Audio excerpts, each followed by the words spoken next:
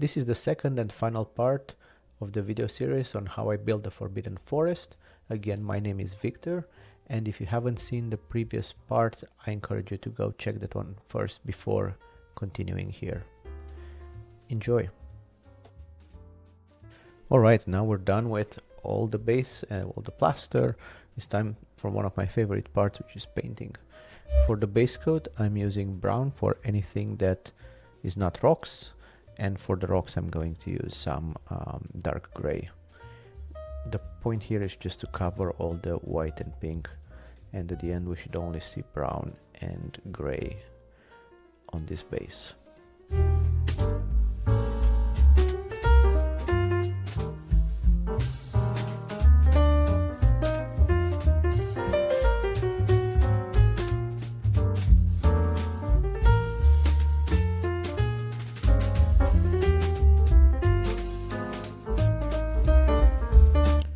This dark gray is called asphalt. Usually I try to use cheap colors, usually large containers for bases, but this one unfortunately you can only find in that smaller one. It's not too expensive, it's probably like $2, but it'd be nice if I could find a larger version of it because I don't care that much about the quality of the color for the base.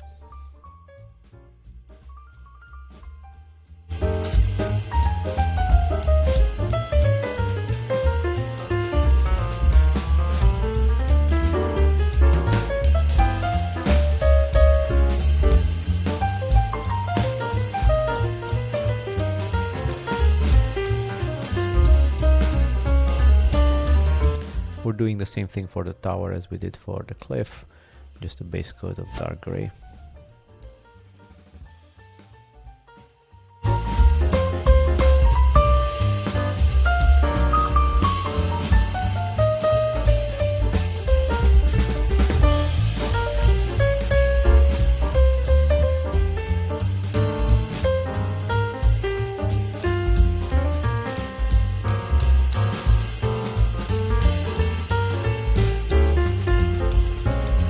On top of the brown base, I'm going to apply some soil. This is just some soil that I found outside, and I baked it for about an hour and a half to remove any organisms from it. To hold it in place, I'm going to apply Mod Podge with a brush and then just sprinkle that soil on top. Just make sure that you collect in between applications the soil that didn't stick and reuse it for later.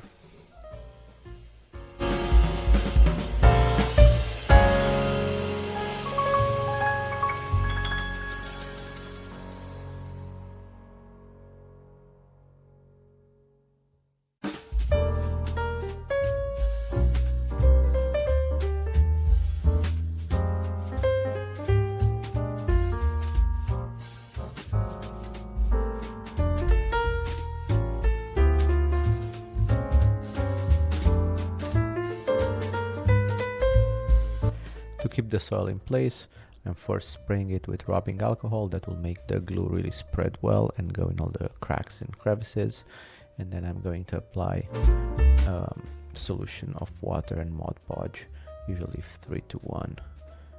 I couldn't find my picker, so I just used a straw and kind of did my best to apply that glue all over the place. Don't worry if it looks really white. If you use Mod Podge, usually it dries clear.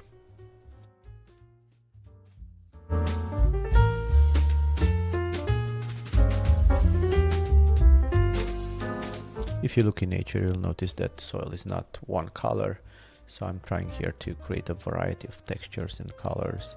I'm using various shades of brown and yellow, and just trying to create that variety to make it look really nice.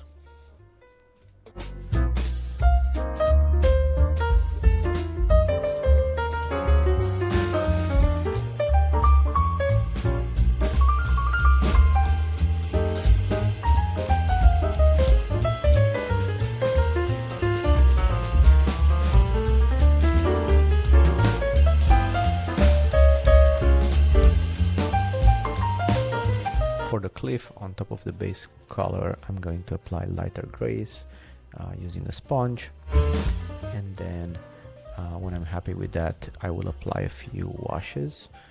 Washes are just color with a lot of water. I'm just pouring water over and letting it dry out. It's gonna look like rain has fallen and dirt has fallen as well and just settled on the flat surfaces of the rock. It looks extremely realistic at the end. You can use almost any color for washes. I found browns, grays, even some reds and yellows work pretty well. Black also is a good choice. Just experiment, and depending on the world that you're creating, you might want different colors. Maybe in your world purple or red makes a lot of sense. You're gonna see a lot of red later when I work on the no man's area, the front side of the base.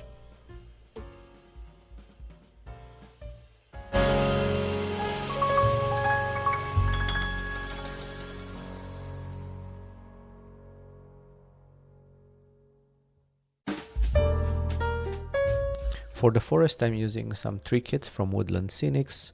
The foliage is called Fall Mix. It's 3 colors and I'm mixing them together. I'm applying, I think it's called Eileen's sticky glue or tacky glue. It really helps with attaching the foliage. It's really fun at the end to see the trees. I don't think that's my favorite part though. I will make trees because I have to, but unfortunately that's not something that I enjoy that much. But I think the trees at the end look really good. As a hint, the little bases, the plastic bases that come with the trees, don't keep them stable. So I found that using a piece of wood in which you drill a hole is much better for keeping the trees stable while you build them. After you attach the foliage, just spray them with rubbing alcohol and then apply a mixture of Mod Podge and water.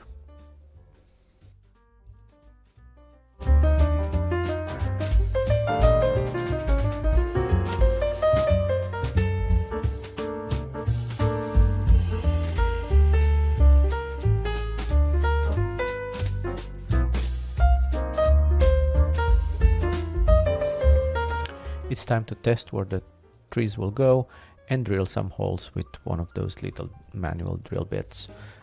If you're interested in getting one of those, I'm going to post a link to it in the description of this video.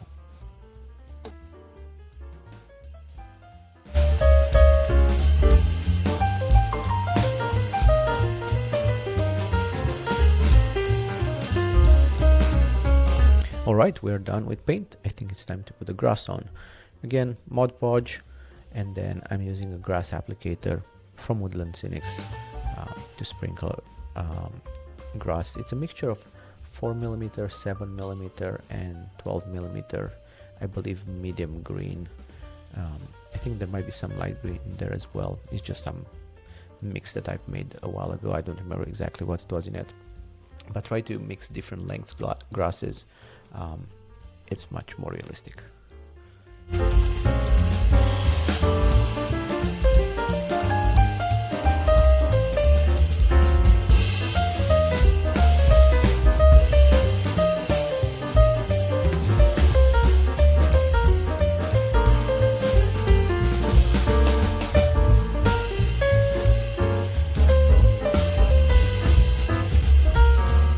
On top of the grass, I like to sprinkle this powder. I have different colors. I believe they're from Woodland Scenics, but I don't remember exactly. I just keep them in some plastic boxes. But this yellow powder and red powder really make grass feel more real. Looks like flowers and leaves and other things you might see in a green field. I still can't find my droplets, so I'm using a syringe here to apply glue. I think it's easier than using a straw.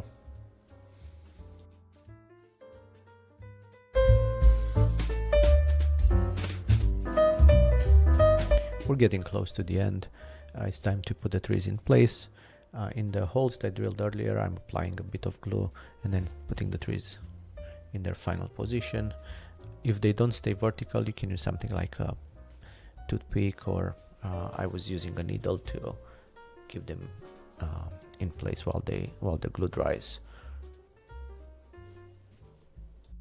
Initially I was planning to have only 3 trees, but after trying I realized that 4 would look better, so the final version has 4.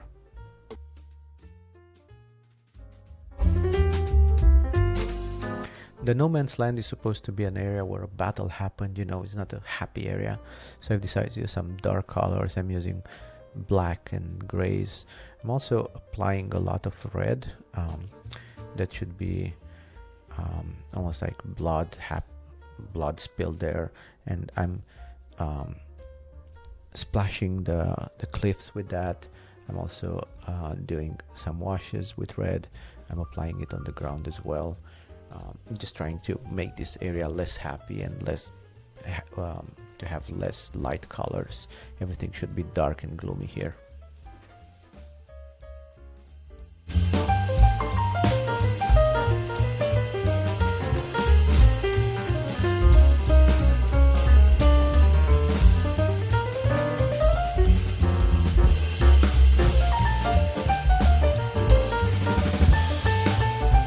Final touch on vegetation, a few bushes.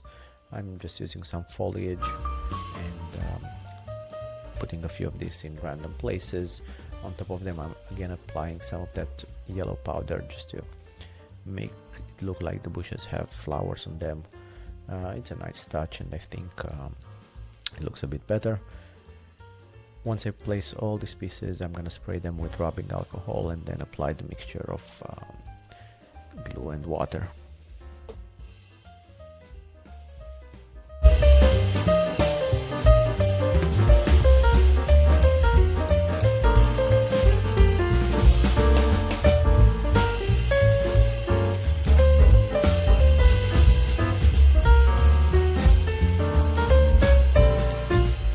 Final step is getting rid of that pink on the sides.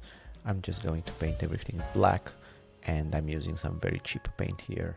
If you try to do it yourself, use cheap paint because you're going to use a lot here.